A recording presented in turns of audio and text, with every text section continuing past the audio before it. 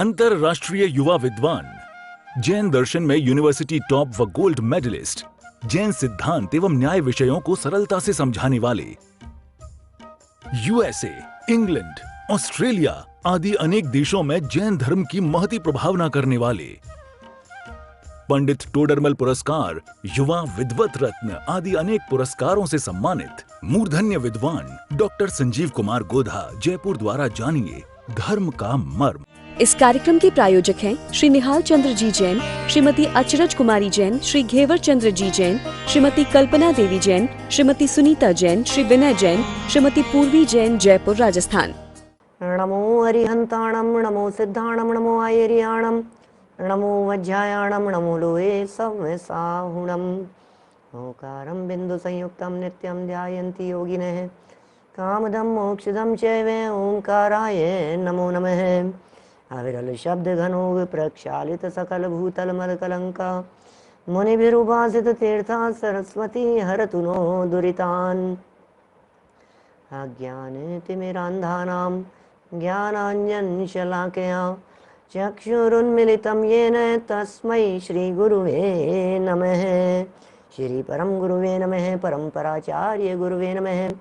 सकल कलुष विध्वंसकं श्रेयसां परिवर्धकं धर्म संबंधकं भव्य जीव मन प्रतिबोधकारकं पुण्य प्रकाशकं पाप प्रणाशकमिदं शास्त्रं श्री संयम प्रकाश नामधेयम् अस्य मूल ग्रंथ कर्ता रहे श्री सर्वज्ञ देवा सदुत्तर ग्रंथ कर्ता रहे श्री गणधर देवा प्रतिगणधर देवा तेषां वचनानुसार मासाद्य आचार्य श्री कुंद कुंद नामनाये आचार्य सूर्य सागरेण विरचितं श्रोतारः सावधानतया शृण्वन्तु। मंगलम भगवान वीरो मंगलम गौतमो गणी मंगलम कुंद कुंदाद्यो जैन धर्मोस्तु मंगलम सर्व मंगल मांगल्यम सर्व कल्याणकारिकम प्रधानम सर्व धर्मानां जैनम जयतु शासनम जैनम जयतु शासनम जैनम जयतु शासनम। चलती हुई इस चर्चा में अपेक्षित विस्तार से हम काफ़ी चर्चाएं कर चुके हैं। द्रव्यों की चर्चाएं हुई, फिर उनके गुणों की चर्चाएं हुई और फिर द्रव्य की विविध पर्यायों की चर्चा भी हुई।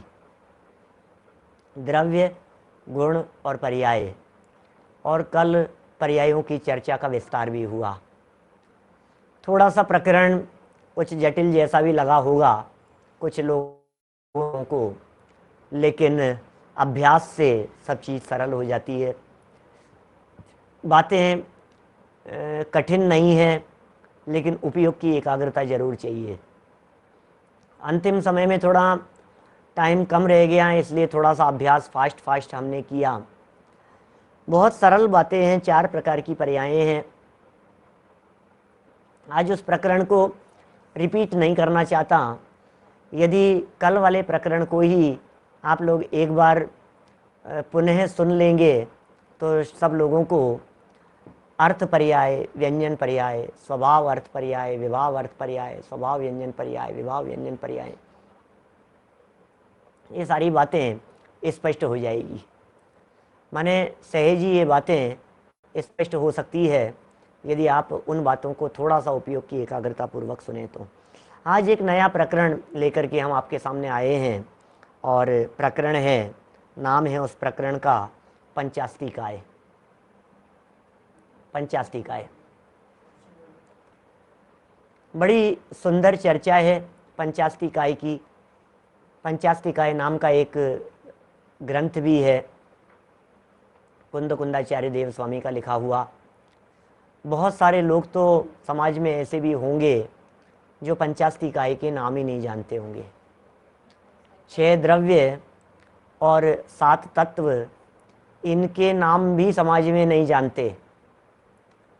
यदि जैन समाज की बात की जाए तो जैन समाज में आज की तारीख में भी 90% लोग ऐसे हैं, स्वाध्यायी लोगों समाज की बात नहीं कर रहा हूँ, पूरे जैन समाज की बात कर रहा हूँ।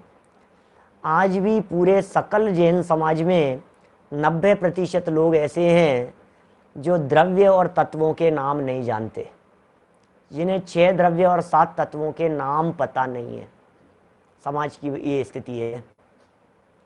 अब यदि थोड़ा पढ़ने वाले, थोड़ा सुनने वाले, थोड़ी चर्चा करने वाले लोगों की यदि बात करें तो उनमें से बहुत लोग ऐसे हैं जो 6 द्रव्य के नाम तो जानते हैं लेकिन 5 अस्तिकाय के नाम नहीं जानते। क्या बोलो, 5 अस्तिकाय क्या होते हैं? अस्तिकाय क्या होते हैं? पाठशालाओं में बच्चों को पढ़ाते हैं, जितनी पाठशालाएं चलती है सारी पाठशालाओं में बचपन से सब लोगों ने पढ़े अस्तिकाय। अस्तिकाय नहीं, द्रव्य तो पढ़े हैं सबने लेकिन अस्तिकाय नहीं पढ़े। क्या ख्याल में आई बात? 6 द्रव्य पूछोगे तो गांव गांव के अंदर छोटे छोटे से बच्चे बता देंगे फटाफट 6 द्रव्य, लेकिन 5 अस्तिकाय पूछो तो एकदम चुप हो जाएंगे। अस्तिकाय क्या है? अस्तिकाय क्या होता है? ये तो हमारे पाठमाला के अंदर कहीं है ही नहीं। अस्तिकाय तो पढ़ा ही नहीं है हमने, अस्तिकाय की तो हमारे को खबर ही नहीं है। आज हम उस अस्तिकाय की चर्चा कर रहे हैं आपके बीच में। सरल प्रकरण है, जो 6 द्रव्य जानते हैं उनको 5 अस्तिकाय जानना बहुत आसान हो जाता है। क्यों? अभी चल रही है चर्चा। देखिए यहाँ पेज नंबर 45 निकालिए, 45 नंबर पेज, और नीचे पंचास्तिकाय एक शब्द लिखा हुआ है। उल्लिखित 6 द्रव्यों में ही अस्तिकाय अस्तित्व सामान्य है। क्या कहा? उल्लिखित, ऊपर लिखे हुए 6 द्रव्यों में ही अस्तित्व सामान्य है। अस्तित्व की चर्चा, अस्तिकाय है ना। क्या जो प्रकरण है ना वो सही लिखा हुआ होता है, बस अपने को उपयोग उसके अंदर बराबर लगाना होता है। किताब में करेक्शन नहीं, अपने समझने में करेक्शन करना होगा हमेशा। उल्लिखित 6 द्रव्यों में ही जो 6 द्रव्य कहे थे उनमें अस्तित्व तो सामान्य था किंतु अस्तिकायत्व, क्या अस्थि तो कॉमन है, अस्तित्व तो कॉमन है, लेकिन यहाँ अस्तित्व की चर्चा नहीं है, यहाँ अस्तित्व कायत्व की चर्चा है। क्या तो अस्तिकायत्व 5 ही द्रव्यों में है, अतः अस्तिकाय 5 ही है। आप 6 द्रव्य तो जानते ही हैं, उनमें से काल को छोड़ दो, बस अस्तिकाय हो गए। क्या 6 हैं, 6 में से एक को छोड़ दिया हमने, एक को किसको? कि काल को छोड़ दिया, और बाकी जो 5 बच गए उन 5 का नाम अस्तिकाय है। इसलिए चूंकि इनकी संख्या 5 है इसलिए इनको पंच अस्तिकाय कहते हैं। क्या संख्या 5 है ना, जैसे षट द्रव्य, तो षट द्रव्य क्या है? वह सप्त तत्व। सप्त तत्व क्यों? क्योंकि उनकी संख्या 7 है। जैसे हमने कहा 12 भावनाएं कितनी होती है भाई साहब? अब किसी से पूछे 12 भावनाएं कितनी होती है, दिमाग लगा करके सोचने लग गया 12 भावना कितनी होती है, 12 भावना कितनी होती है यार, कितनी होती है 12 भावना? अरे लिखी है ना 12, बोल तो रहे 12 भावना, और क्या करना है? 12 है तो 12 भावना 12 होती है। तो 7 तत्व कितने होते हैं? बोले 7 होते हैं। कि 6 द्रव्य कितने होते हैं? बोले 6 होते हैं। तो बोले पंच अस्तिकाय कितने होते हैं? बोले 5 होते हैं। क्या पंच अस्तिकाय कितने? बोले 5। तो 5 अस्तिकाय हैं। चलिए उनके बारे में कह रहे हैं। द्रव्य संग्रह की 25 नंबर की गाथा को यहां प्रस्तुत कर रहे हैं। होन्ति असंख्या जीवे धम्मा धम्मे अनंत आयासे मुत्ते तिविह पदेसा कालस्य गुण तेण सो काओ। क्या कह रहे हैं? उक्त गाथा में गाथा के अनुसार प्रत्येक जीव असंख्यात प्रदेशों का धारक है। हर जीव असंख्यात प्रदेशों का धारक है तथा धर्म और अधर्म द्रव्य भी असंख्यात प्रदेशों वाले हैं।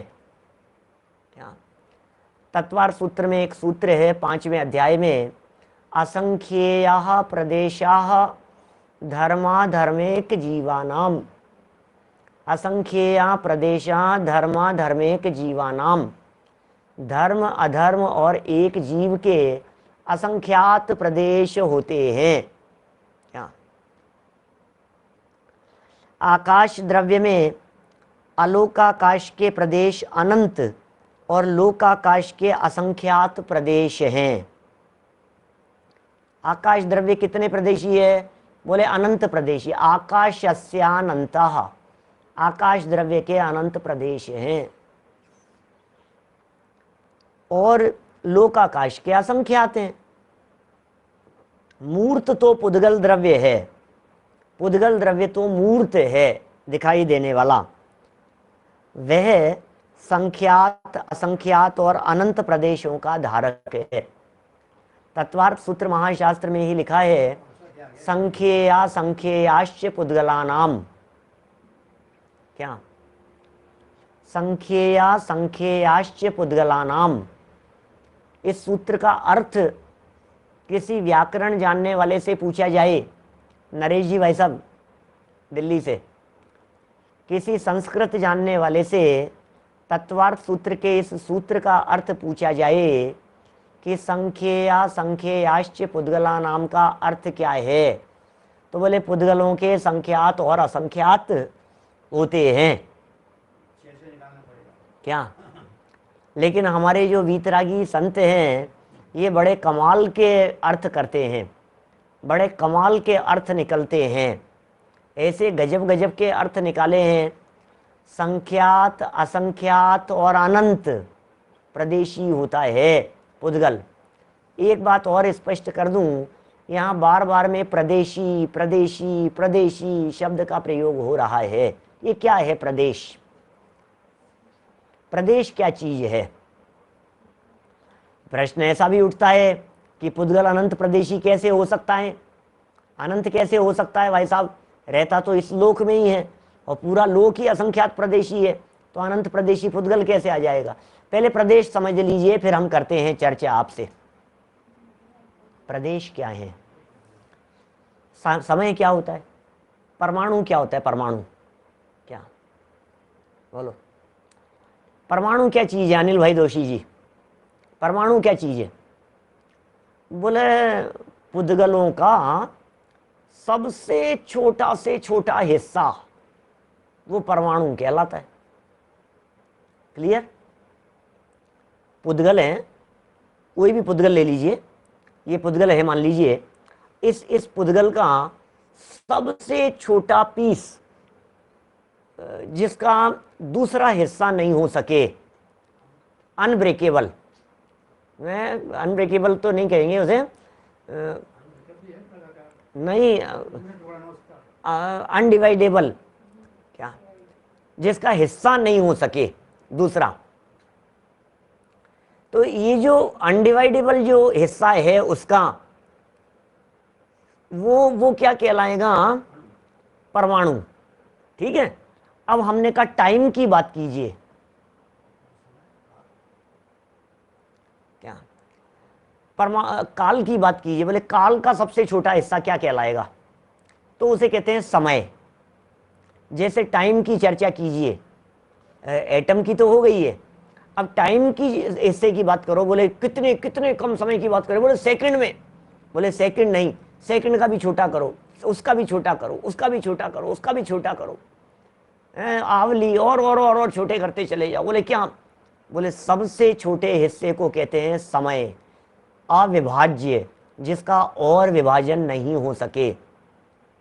ठीक इसी प्रकार अब एरिया की बात करो, क्षेत्र की बात करो, क्या इस क्षेत्र का सबसे छोटा से छोटा हिस्सा बतलाओ? बोले 1 मीटर। अरे मीटर छोटा करो, बोले 1 सेंटीमीटर, 1 सेंटीमीटर जगह भी, बोले सेंटीमीटर तो बड़ा हो गया, और छोटा करो, बोले मिलीमीटर। क्या? तो सेंटीमीटर का भी 10वां हिस्सा हो गया मिलीमीटर। अरे मिलीमीटर भी बहुत है, उसका भी छोटा हिस्सा, उसका भी छोटा हिस्सा, उसका भी छोटा हिस्सा, ऐसा छोटा हिस्सा जिस एरिया का उससे ज्यादा छोटा हिस्सा न हो सके। क्या? इतना छोटा एरिया, उसका नाम है प्रदेश, उसे प्रदेश कहते हैं। उसे एक प्रदेश कहते हैं। यहाँ कोई राजस्थान प्रदेश या मध्य प्रदेश या उत्तर प्रदेश की बात नहीं है, क्या उन प्रदेशों की चर्चा नहीं है। यहाँ तो सबसे छोटा हिस्सा प्रदेश कहलाता है।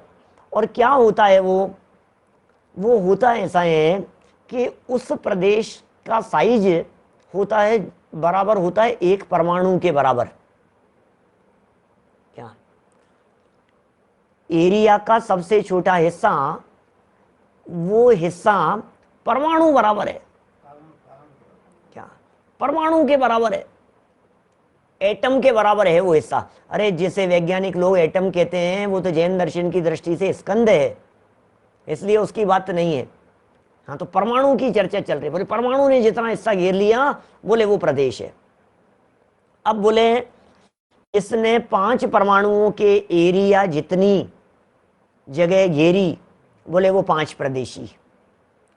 जिसने 50 परमाणुओं की जितनी जगह घेरी, बोले वो 50 प्रदेशी।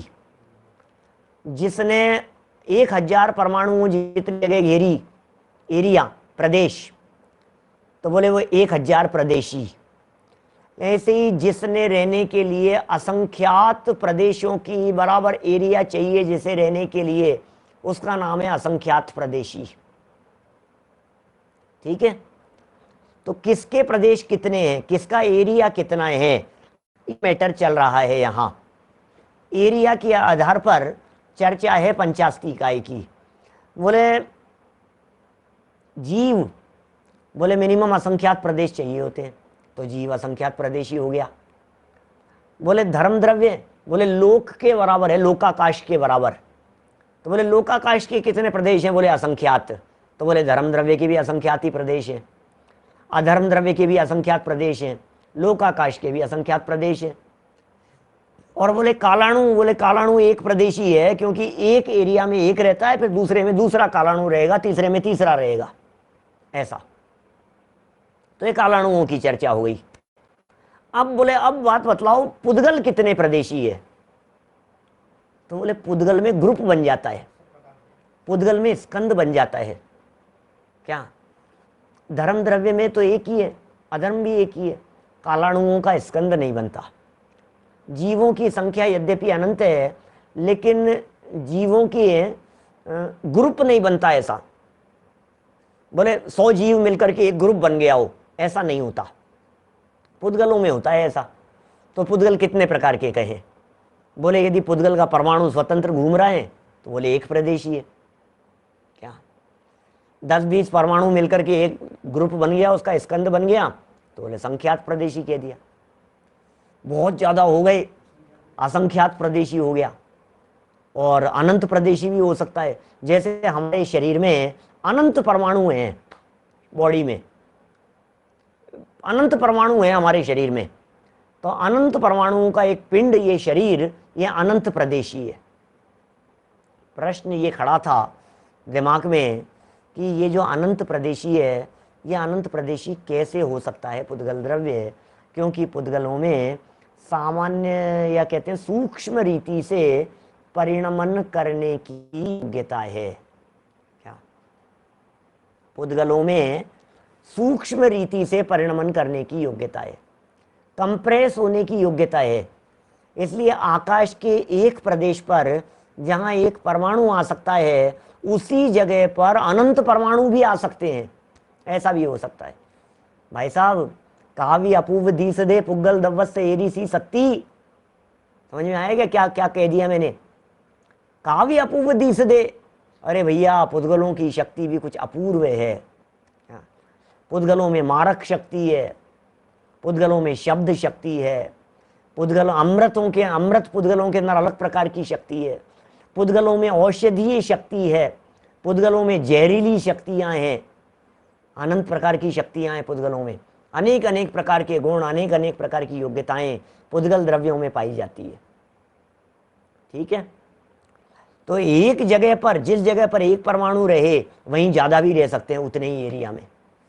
विज्ञान के आविष्कारों से ये सारी बातें प्रूव होती हुई नजर आती है। वही सब उदाहरण जो मैं हमेशा देता हूँ, रिपीट करना मुझे कम अच्छा लगता है। जो चीज़ इतने एरिया में आती थी वो इतने से में आने लग गई, वो इतने से में आने लग गई। समझ लीजिए आप। सीडी, पेन ड्राइव, जेप, डेटा कार्ड, ये सारी चीज़ें जो है ये कंप्रेस होते होते तो ये सब दिखाती हैं कि कम एरिया के अंदर ये सब आ गए हैं। चलिए और आगे बढ़ते हैं, पेज नंबर निकालिए 46, इन्हीं बातों को कुछ समझा रहे हैं। लोकाकाश के एक एक प्रदेश पर एक एक कालाणु स्थित है। क्या? एक एक प्रदेश के ऊपर एक एक कालाणु है। लोकाकाश के एक एक प्रदेश के ऊपर काल का अणु है। रयणानम राशि इव, रत्नों की राशि के समान, ऐसा कहा है नरेंद्र जी साहब बिजौलिया से। कालाणुओं के लिए शास्त्रों में लिखा है रत्नों की राशि के समान। ग्रुप नहीं है कालाणुओं के, इसलिए काल कितने हैं अभी ये मत कहना कि 3 है। काल द्रव्य कितने हैं? बोले काल द्रव्यों की संख्या असंख्यात कही गई है। हमारे यहाँ जैन परंपरा में जचे जिस चीज के लिए संख्यात, जचे जिसके लिए असंख्यात, जचे जिसके लिए अनंत, ऐसे प्रयोग नहीं होते हैं भैया। हमारे जैन परंपरा में संख्यात, असंख्यात और अनंत ये बराबर एप्रोप्रिएट फिगर हैं। कहीं भी किसी भी चीज के लिए कुछ भी प्रयोग कर दो, ऐसा नहीं चलता है। तो ये कह रहे हैं कालाणु स्थित है एक एक प्रदेश पर एक एक। इसी कारण असंख्यात प्रदेशों के धारक लोकाकाश में, लोकाकाश है असंख्यात प्रदेशों का धारक, उसमें असंख्यात ही काल द्रव्य हैं और प्रत्येक काल द्रव्य एक एक प्रदेश का धारक है। इस कारण अविभागी पुद्गल परमाणु के समान इसे भी अप्रदेशी माना जाता है। क्या क्या कहा? इसे अप्रदेशी माना जाता है। कालाणुओं को अप्रदेशी माना जाता है क्योंकि कालाणु एक प्रदेशी है। आप सोच रहे होंगे पंडित जी चर्चा तो चल रही थी पंच अस्थिकाय की, यहाँ फिर आप समझाने लग गए द्रव्यों को। सुनो सुनो भैया, क्योंकि काल के प्रदेश नहीं है ना, प्रदेश नहीं है इसका मतलब एरिया नहीं है। एरिया नहीं है इसका मतलब बहुत क्षेत्र नहीं है। क्षेत्र और एरिया बड़ा नहीं है इसलिए वो शरीरवान नहीं है। काय माने बहुप्रदेशी। क्या? अस्थिकाय किसे कहते हैं? बहुप्रदेशी द्रव्यों को अस्थिकाय कहते हैं। ऐसे द्रव्यों को अस्थिकाय कहते हैं जिन द्रव्यों के बहुत प्रदेश नहीं हो, बहुत प्रदेश हो। क्या? काल के बहुत प्रदेश नहीं है इसलिए काल द्रव्य अस्थिकाय नहीं है। और बाकी बोले जीव असंख्यात प्रदेशी, पुद्गल संख्यात असंख्यात अनंत प्रदेशी, धर्म द्रव्य असंख्यात प्रदेशी, अधर्म द्रव्य असंख्यात प्रदेशी, आकाश द्रव्य अनंत प्रदेशी और काल द्रव्य बोले एक प्रदेशी, एक ही प्रदेश काल का। इसलिए काल को अस्थिकाय नहीं कहते। बराबर? तो इस तरह से ये पंच अस्थिकाय रह गए काल द्रव्य को छोड़ करके। अब बड़ा जबरदस्त एक प्रश्न उठाया है, सब लोगों के चित्त में उठता है और बहुत सुंदर उसका समाधान भी किया है। यहां पर यदि यह प्रश्न किया जाए, क्या प्रश्न किया जाए कि लोकाकाश के बराबर ही असंख्यात प्रदेश धर्म द्रव्य के भी, धर्म द्रव्य के कितने प्रदेश हैं बताइए साहब? असंख्यात प्रदेश है। कितने असंख्यात प्रदेश है? असंख्यात का कोई फिगर तो बतलाइए। तो जवाब क्या है? बोले लोकाकाश के जितने प्रदेशों की संख्या है उतनी ही धर्म द्रव्य के प्रदेशों की संख्या है। बराबर? जितने लोकाकाश के प्रदेशों की संख्या उतने ही धर्म द्रव्य के प्रदेशों की संख्या। इस कार्यक्रम के प्रायोजक हैं श्री निहाल चंद्र जी जैन, श्रीमती अचरज कुमारी जैन, श्री घेवर चंद्र जी जैन, श्रीमती कल्पना देवी जैन, श्रीमती सुनीता जैन, श्री विनय जैन, श्रीमती पूर्वी जैन, जयपुर, राजस्थान।